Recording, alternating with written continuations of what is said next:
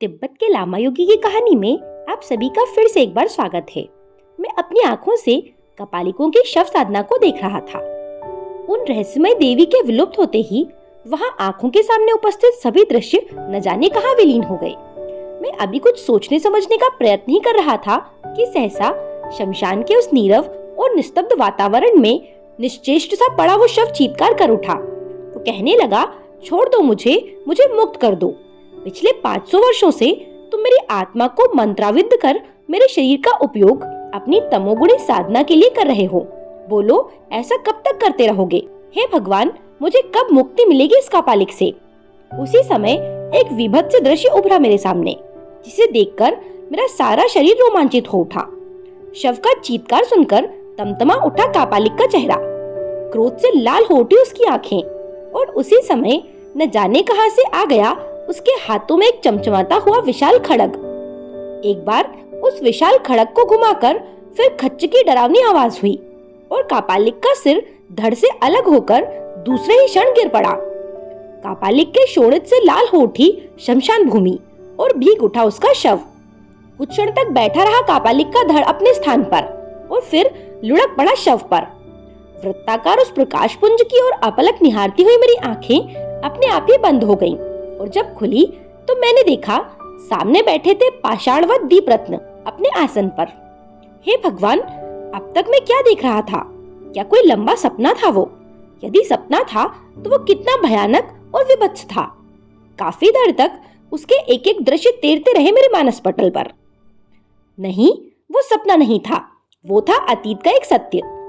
लगभग 500 वर्ष पूर्व कामरूप कामाख्या के महातंत्र साधक व्रजेश्वरानंद कापालिक ने नरबलि देकर उसके रक्त का तिलक लगाते हुए अघोरेश्वरानंद को दीक्षा दी थी कापालिक साधना पद की, और शिष्य बनाया था अपना।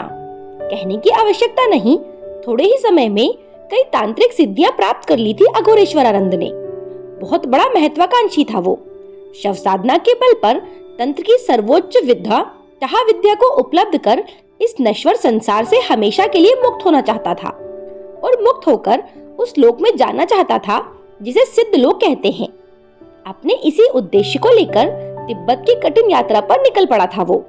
और जब आसाम, बंगाल, अरुणाचल और सिक्किम की दुर्गम सीमा लांघकर कंचनजंगा की भयानक घाटी से गुजरने लगा तो सहसा उसकी दृष्टि एक ऐसे स्थान पर पड़ी जो महाशमशान था। नाथुला की पर्वतमालाओं से घिरी वो महाशमशान भूमि अपने आप में सिद्ध थी। ये समझते देर न लगी उस तांत्रिक को।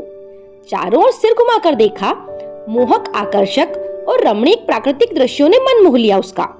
आगे की यात्रा स्थगित कर उसी महाशमशान में साधना के निमित्त रहने का विचार किया उसने। एक दिन उनकी भेंट हुई एक परम शव साधक से शमशान में, जिसका नाम था कापालेश्वरानंद। उच्च कोटि का तंत्र साधक था वो, और शव सिद्धि थी उसे। कभी कभी उस महाशमशान में साधना उपासना के लिए आया करता था वो। वैसे उसकी कुटिया भी नाथुला की पहाड़ियों पर कहीं थी।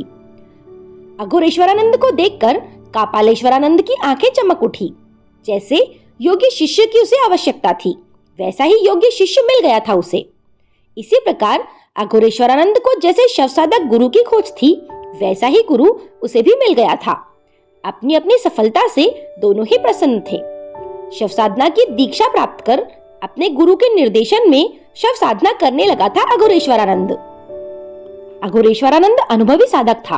थोड़े ही समय में कामेश्वरी को प्रसन्न कर लिया था उसने बहिर्याग से। लेकिन इसके बाद बड़ी भारी भूल हो गई उससे। वाम मार्ग के अंतर्याम को स्वीकार किए बिना ही शव साधना के बहिर्याम की अग्नि में कूद पड़ा वो, सिद्धि की लालसा लिए हुए। उसे सिद्धि चाहिए थी, लौकिक और परलौकिक दोनों ही। सबसे बड़ी बात तो ये थी कि उन सिद्धियों के अतिरिक्त 64 योगिनियों में सर्वश्रेष्ठ तहा विद्या, जिसे साधक गण शोषणी विद्या के नाम से संबोधित करते हैं, वो उसकी भी कृपा प्राप्त करना चाहता था, जिसके फल स्वरूप सदैव के लिए संसार से मुक्त हो सके। मगर ऐसा हुआ नहीं।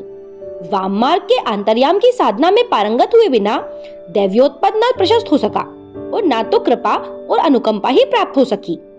लौकिक और परलौकिक सिद्धियों की तो चर्चा करना ही व्यर्थ है।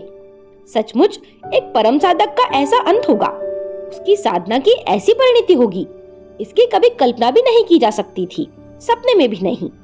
समाधि से उठने के पश्चात इतना सब सुनाकर एक लंबी सांस ली दीपरत्न ने। फिर थोड़ी देर वो मौन रहे। इसके बाद कहने लगे, तीसरे नेत्र के द्वारा जैसे भविष्य और वर्तमान काल के दृश्यों और घटनाओं को स्पष्ट देखा जाता है, उसी प्रकार सुदूर अतीत में भी झांका जा सकता है। तिब्बत में ऐसे ऐसे सिद्ध योगी हैं जो बैठे बैठे अपने प्रखर शक्ति संपन्न तीसरे नेत्र के द्वारा सैकड़ों हजारों वर्ष आगे की घटनाओं और उनसे संबंधित समस्त दृश्यों को स्पष्ट देख सकने में समर्थ हैं। लेकिन वहां ये समझ लेना चाहिए कि ये शक्ति सामर्थ्य केवल उसी योगी को प्राप्त होता है जिसने कुंडलिनी को जागृत करने के पश्चात क्रमशः षट चक्र का भेदन करते हुए अंत में आज्ञा चक्र का भी भेदन किया हो। मैंने उनसे पूछा, सद्गुरु उपलब्ध कैसे होते हैं? सद्गुरु को उपलब्ध करने के लिए कोई मार्ग नहीं है। यदि योग्यता लाभ है तो सद्गुरु स्वयं शिष्य के निकट उपस्थित होकर अपने स्पर्श दीक्षा से शिष्य के आज्ञा चक्र का भेदन कर देते हैं। आपको ज्ञात होना चाहिए, गुरु दुर्लभ नहीं है, दुर्लभ है योग्य शिष्य। योग्य शिष्य का मिलना अति कठिन है। मैंने एक लंबी सांस लेते हुए दीपरत्न से पूछा, क्या आप मुझे बता सकते हैं कि आपने सद्गुरु के दर्शन किस प्रकार किए थे? दीपरत्न ने मुस्कुराते हुए कहा, हाँ क्यों नहीं, मैं तुम्हें उस बात को जरूर बताना चाहूंगा। वो मेरे जीवन की ऐसी उपलब्धि है जिसे मैं खुद से जुड़े हर व्यक्ति तक पहुंचाना चाहता हूँ। इसके आगे की कहानी हम अगले वीडियो में जानेंगे। मेरे साथ बने रहने के लिए आप सभी का धन्यवाद।